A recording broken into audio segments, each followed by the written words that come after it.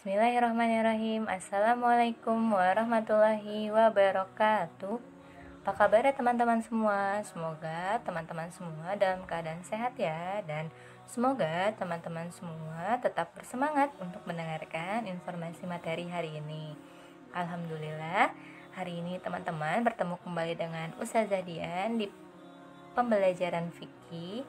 Sebelum kita melanjutkan pembelajaran fikih, kita berdoa terlebih dahulu ya, agar Allah berikan kepahaman kepada kita dalam menerima informasi materi hari ini.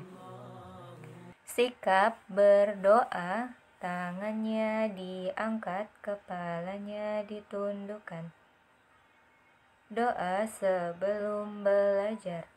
Bismillahirrahmanirrahim. Rabbi zidni ilman warzuqni fahman. Amin. Sebelum Ustazah informasikan materi kita hari ini, Ustazah izin sampaikan mengenai aturan pembelajaran kita ya. Yang pertama, pastikan teman-teman fokus ketika mendengarkan informasi materi yang disampaikan oleh Ustazah Dian hingga tuntas. Yang kedua, pastikan teman-teman bekerja tuntas. Yang ketiga, pastikan teman-teman melakukan kegiatan beres-beres setelah teman-teman melakukan kegiatan pembelajaran. Hari ini, materi kita mengenai najis dan cara membersihkannya. Namun sebelum Ustazah Dian menyampaikan lebih lanjut terkait dengan najis dan cara membersihkannya, izinkan Ustazah Dian untuk menyampaikan salah satu cerita atau sebuah cerita mengenai salah satu riwayat Rasulullah SAW. Pada dahulu Rasulullah SAW pernah melewati 2 buah makam sahabat yang telah meninggal dunia, dan Rasulullah SAW pun berdoa di sana. Para sahabat yang mengikuti Rasulullah SAW pun kemudian akhirnya tertarik dan bertanya kepada Rasulullah SAW, "Ya Rasulullah, mengapa engkau berdoa di makam tersebut?" Dan Rasulullah SAW pun menjelaskan kepada para sahabatnya, sesungguhnya di makam tersebut terdapat 2 orang yang tengah disiksa oleh Allah Subhanahu wa Ta'ala karena melakukan sebuah dosa yang dianggap sederhana, namun ternyata itu berdampak kepada 2 orang tersebut akhirnya mendapatkan siksaan dari Allah Subhanahu wa Ta'ala. Apa itu? Salah satunya karena dia buang air kecil, lalu ketika buang air kecil tersebut dia tidak membersihkannya dengan baik, sehingga mungkin ada sisa najisnya yang mengenai tubuh dan pakaiannya. Dan ketika kedua orang tersebut sholat, mengakibatkan sholatnya tidak sah dan tidak diterima oleh Allah Subhanahu wa Ta'ala akibat dari najis tersebut. Nah, tentunya kita tidak mau ya teman-teman seperti itu. Kita ingin ibadah kita diterima, kita ingin salat kita diterima oleh Allah Subhanahu wa Ta'ala. Nah, agar kita yakin ibadah kita diterima oleh Allah Subhanahu wa Ta'ala, maka kita harus menjaga tubuh dan pakaian kita agar tetap selalu bersih.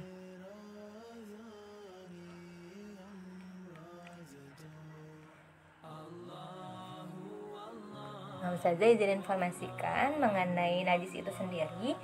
Najis menurut istilah adalah segala sesuatu yang dianggap kotor dan harus dibersihkan atau dihilangkan dari badan, pakaian, atau tempat sholat yang dapat menghalangi sahnya ibadah.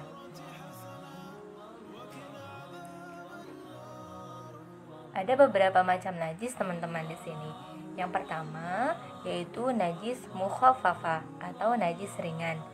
Nah, di sini contohnya yaitu air kencing bayi laki-laki yang belum berusia 2 tahun yang belum pernah makan kecuali air minum susu ibunya.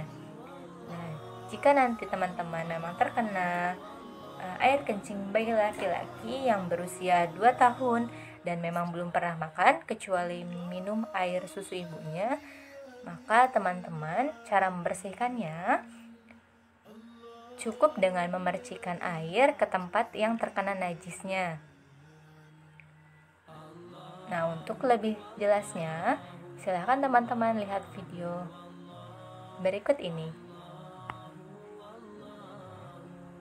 Bagian baju kita, misalkan di bagian ini, maka cara membersihkan najis mukhafafah itu dengan cara cukup memercikan saja, tidak perlu dicuci, cukup dipercikan dengan menggunakan air.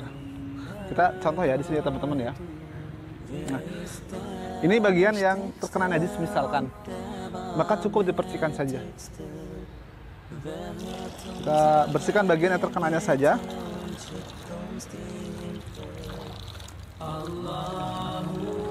Jadi cukup dengan membersihkan bagian yang terkena najis saja. Kalau misalkan bagian ini yang kita bersihkan dengan menggunakan air, tanpa perlu menggunakan sabun ataupun menggunakan pembersih lain. Cukup dengan menggunakan air saja.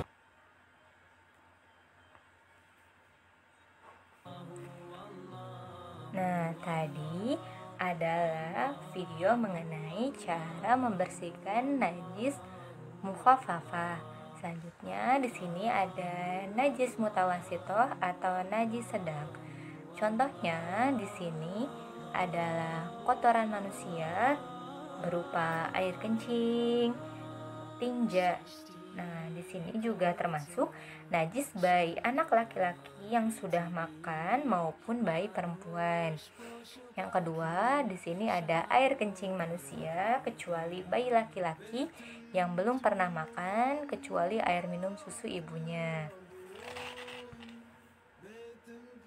Yang ketiga, yang termasuk ke dalam najis mutawasitoh atau najis sedang, yaitu muntah.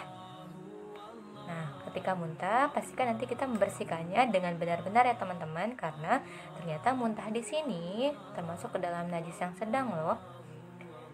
Lanjutnya yang keempat, yaitu darah yang mengalir dari hewan yang disembelih atau darah haid. Nah, ketika kemarin Idul Adha ya teman-teman, kita melakukan kegiatan pemotongan hewan atau penyembelihan hewan. Nah, ketika darah tersebut mengenai tubuh, mengenai pakaian, darah tersebut harus benar-benar dibersihkan teman-teman, sehingga hilang baunya, hilang warnanya, dan hilang rasanya juga. Begitupun dengan darah haid pun harus dibersihkan dengan baik-baik sampai hilang warnanya, baunya, dan juga rasanya.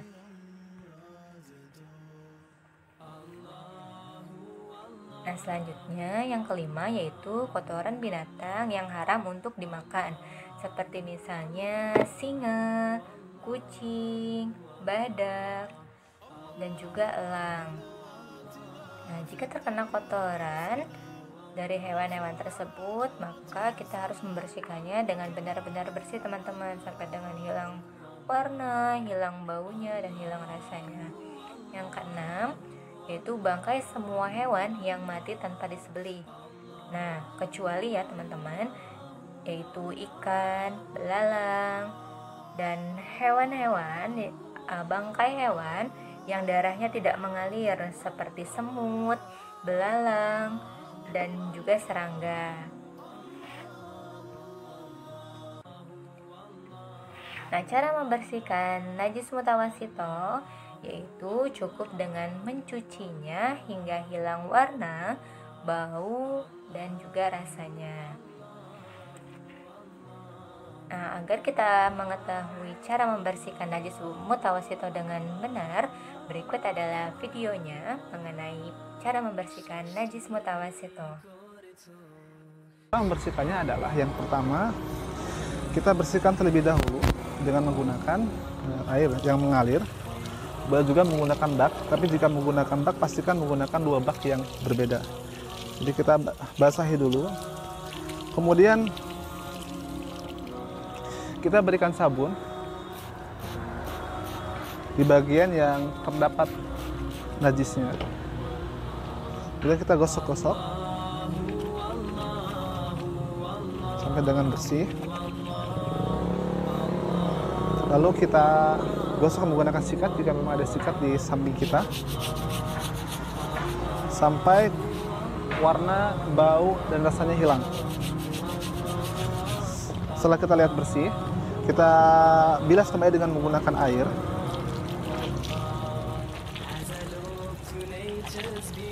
Bilas dengan menggunakan air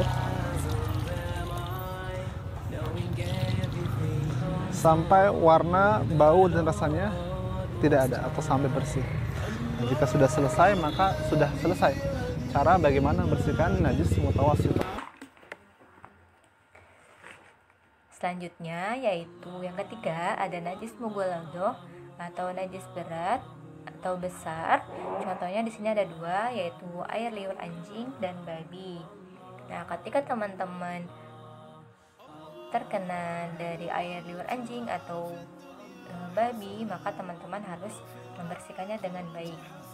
Nah, cara membersihkannya yaitu dengan membasuh bagian yang terkena najis tersebut, misalnya di pakaian atau di badan teman-teman, dengan air sebanyak 7 kali yang diawali dengan tanah. Nah, agar lebih lanjutnya, agar kita tahu bagaimana cara membersihkan najis mughaladhah dengan baik, berikut ini adalah video mengenai cara membersihkan najis mughaladhah. Mari kita simak ya teman-teman. Ceritanya adalah dengan cara misalkan membasuh salah satu anggota tubuh kita yang terkena jilatan anjing dengan cara membasuh sebanyak 7 kali. Dengan salah satu di antaranya menggunakan tanah. Kita contoh, yang pertama kita menggunakan tanah. Jadi air yang dicampur dengan tanah. Jadi air yang kita campur dengan tanah. Misalkan yang terkena adalah bagian tangan kita.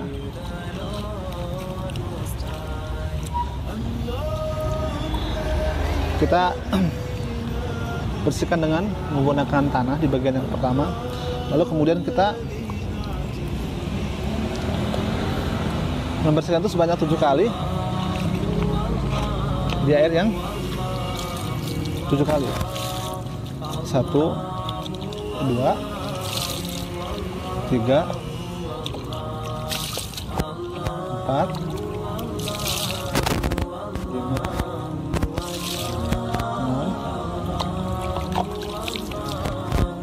6, sampai dengan bersih. Jadi cara membersihkannya adalah dengan cara mencampur tanah dengan air pada pembersihan yang pertama. Kurang lebih seperti itu. Nah, itu tadi adalah video mengenai cara membersihkan najis mughaladhah. Semoga kita semua dapat mempraktekannya ketika memang kita terkena najis tersebut ya teman-teman. Nah, kesimpulan hari ini dari pembelajaran kita, najis adalah segala sesuatu yang dianggap kotor dan harus dibersihkan atau dihilangkan dari tempat yang terkena najis agar tidak menghalangi sahnya ibadah. Najis dibagi menjadi 3, yaitu ada najis mukhaffafah, najis mutawassithah, dan najis mughaladhah. Semoga setelah mempelajari materi ini kita dapat mengklasifikasikannya apa saja yang termasuk ke dalam najis mukhaffafah, najis mutawassithah, dan najis mughaladhah, sehingga kita dapat dengan segera membersihkannya sesuai dengan caranya. Ketika tubuh dan pakaian kita terhindar dari najis, maka ibadah yang kita lakukan pun akan menjadi sah, insya Allah. Terima kasih banyak teman-teman sudah mendengarkan informasi yang disampaikan oleh Ustazah Dian hari ini. Mohon maaf apabila ada salah kata dari Ustazah Dian dalam menyampaikan informasi materi. Semoga ilmu yang kita dapatkan hari ini bermanfaat ya. Sebelum kita menutup kegiatan pembelajaran fikih hari ini, maka kita berdoa terlebih dahulu ya. Sikap berdoa, tangannya diangkat, kepalanya ditundukkan. Membaca hamdalah bersama-sama. Alhamdulillahi Rabbil Alamin. Segala puji bagi Allah Tuhan semesta alam. Sekali lagi Ustazah Dian ucapkan terima kasih ya. Akhirul kalam. Wassalamualaikum warahmatullahi wabarakatuh. Terima kasih.